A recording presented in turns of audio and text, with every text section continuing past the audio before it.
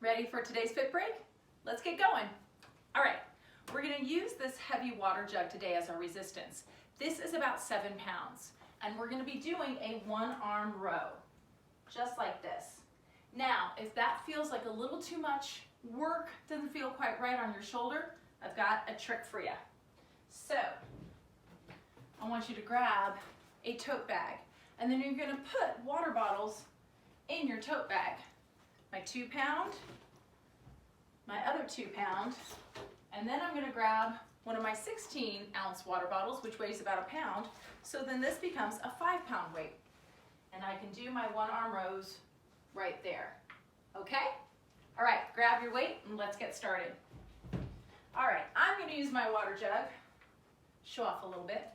Now I'm in my split stance. My right leg is in front, my left leg's behind, and I'm tipping forward, and I'm gonna put my hand right on that chair for support. Shoulders pull down my back. I'm pulling my arm right in towards my side, keeping my spine straight.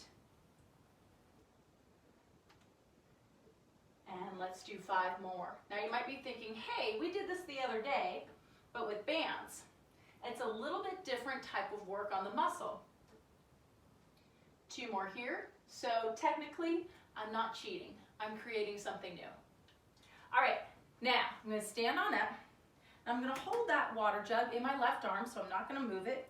And all I'm gonna do is pop that left heel up and take it into a single leg squat. Here's that side view. Sit my hips back and I'm standing up. I'm aiming my butt back towards the chair. Trying to work on my chest staying up. My weight's in my right leg, and my right leg's the working leg because my left heel is lifted. 3 more. Right. 1 more time. All right, cool. Now I'm gonna switch everything over to the other side. Take the water jug in my right hand. My left leg's gonna come in front. Nice wide split stance, hinge for my hip. Use that chair for balance. Elbow is in. Now, here's the better view for you. And you can always put your hand on your thigh for support instead of the chair, whichever works. But the big thing I want you to be conscious of is getting your torso down, so it's almost parallel to the ground. Last 2. Okay, I'm gonna stand up nice and tall. My left leg's the working leg this time. I'm gonna pop that right heel up, chest up, sit my hips back, and stand on up. My weight is in that left heel, but I'm spreading out my toes on that left foot, almost feeling as if I'm grabbing a towel with my toes. 3 more. Last 2. Okay, last one. All right, I'm gonna put my water jug down. Now I'm gonna work my triceps a little bit. So it's called the diamond push-up.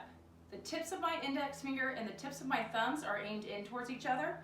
My hands are gonna line up right under my chest. Hands further apart is easier. Hands closer together is tougher. I'm gonna take my hands right to Rosie, hey, and go right into a diamond push-up. So if the wall feels like that is too easy, I want you to take it on the kitchen counter, the chair, the floor.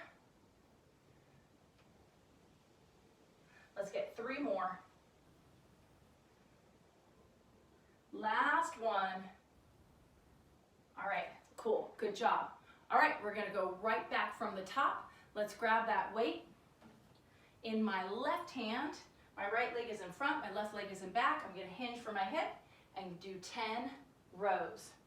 Now, a lot of times we call these lawnmowers because it's like you're starting the lawnmower.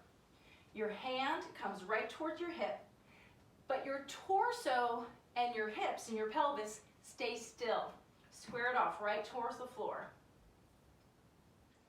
2 more. All right, I'm gonna stand on up. Pop up that left heel. I'm working that right leg. Sit my hips back, standing up. Again, you can use that chair to help give you that visual. So it's that feeling like you're gonna sit down in your chair. And I have to remember to keep my chest up because I like to tip over. And then I don't feel my butt working at all. And that is not the point. Last two. Hips back, hips back. Okay, now I'm going to switch hands. Left leg is going to come in front, right leg's going to come behind. I'm going to hinge at my hips, hand on my thigh or that chair, and row. Now I keep flipping around so that you can see what's going on. You can stay facing the same way the whole time. Final four. Take your time, really squeeze through the muscles so you're using strength and not momentum. Last one. Okay, bring those feet back together. Now my left leg's working, my right heel is up, and single leg squat on that left leg. And by holding this water jug, what I'm doing is I'm forcing those muscles of my core to work. So I'm trying not to side bend over. So now that I'm holding the weight in my right arm, I want to think about my left side, those muscles staying engaged. My hip bone and my rib pulling in towards each other. One more time. Okay, we're going to take it into that diamond push-up again. Now this set, I can be on the wall. I'm going to show off of it and do it against the chair. All right, legs wide, shoulders down, elbows are going to point out and come back up. Ooh, now, how do I know if this is a good idea or not? Well, I can feel my triceps working for sure, and my neck feels pretty relaxed. Let's do 10. I think that's 8. I might have skipped a number. Okay, I'm going to do one more for good luck because I'm pretty sure I skipped like 6. Okay, we're going to do this sequence one more time. I'm going to start with that water jug in my left hand. My left leg's going to step back, hinge forward at my hip, hand on the chair or my thigh. Let's go. 10 rows. So, hand wherever feels best on your back. You want to really support yourself so that the lower back muscles get a little break and the mid-back muscles are working. That's the point. One more here. Okay. Now my right leg is working, so I'm going to lift up that left heel, holding the jug in my left hand, sit my hips back, stand back up. And this time I'm going to look at my pretty Santa Cruz poster. I went to UC Santa Cruz. I lived in Santa Cruz for 7 years. It did not quite look like that when I was there, but it reminds me. It reminds me of it. Let's get 2 more. I hope that was 10. Okay, I'm going to turn around so you can see what I'm doing. Left leg goes in front, right leg goes back, hinge at your hips, and elbow's going to pull in right towards your side. Try and get that torso as far down towards the ground as you can. One of the principles of weight training, we need to line up the muscle against the line of resistance. Last 2.